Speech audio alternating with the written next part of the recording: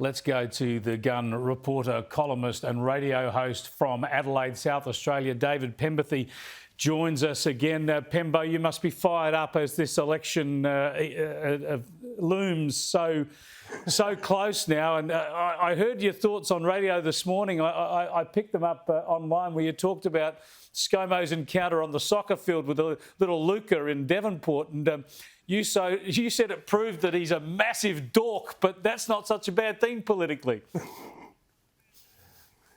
Look, watching the footage yesterday, Chrissy, for some reason our Prime Minister reminds me of Clark Griswold, the father in the Vacation films, and I think that he would actually regard that almost as a badge of honour. There's been a few things over the years. He copped a bit of flack for his stylings with the welding mask in that photo opportunity, but I just got to say, I totally regarded yesterday's incident as probably one of the funniest, most side-splittingly funny things I've ever seen happen involving a politician. But I don't know why Labor were out there sort of tweeting about it as if it was some sort of stuff up or some sort of a reflection on his character, because I just think it was just such a genuinely hilarious human moment. And maybe the people who already hate him would look at it and go, oh, you know, this guy's hopeless, he can't do anything. But the reaction we got from our listeners this morning was more along the lines of, you know, he's a bit of a Gumby, he's a bit of a buffhead. But mate, that's not a hanging offence. No, mate, I thought it was just endearing. I mean, those of us who spend our weekends running around footy fields umpiring little kids, we've all done that at some stage. In fact, I ended up at Royal Adelaide Hospital once with stitches in my knee because I tripped over a kid I was umpiring. Yeah. But I think this hatred of Morrison is a strange thing. It's very strong in the campaign. Where do you think the campaign's going? The Labor campaign, the left campaign more broadly, is about a character assassination of Scott Morrison.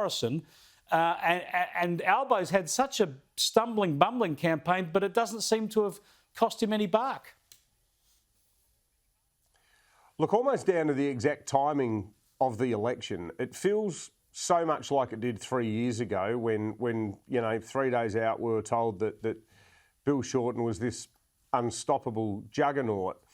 I've spoken to a few dispassionate people within the ALP who aren't under any delusions about how many hiccups and how many stuff-ups there have been for Albo throughout the campaign. But I was told yesterday that they've been tracking about 16 key marginals and they reckon they're on like 52.5. And if that stays solid, then they get over the line.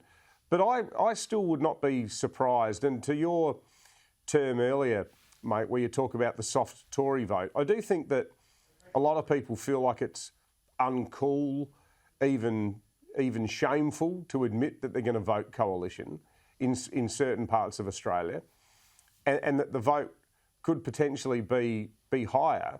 And again, I think it's because, you know, like the soccer example yesterday of Labor tweeting about it and going, oh, look at this bloke. They just misread the mood because they spend far too much time reading this sort of narrow little holding pen for every mad and angry left-wing person in Australia called Twitter, and not enough time talking to people in front bars who like you. I mean, my old man broke his arm playing in a father and son soccer match at Marion Primary School in 1977. You know, it's a very human moment. And it made him, the kids' reaction helped him too. It made him seem more likeable, I thought. Yeah.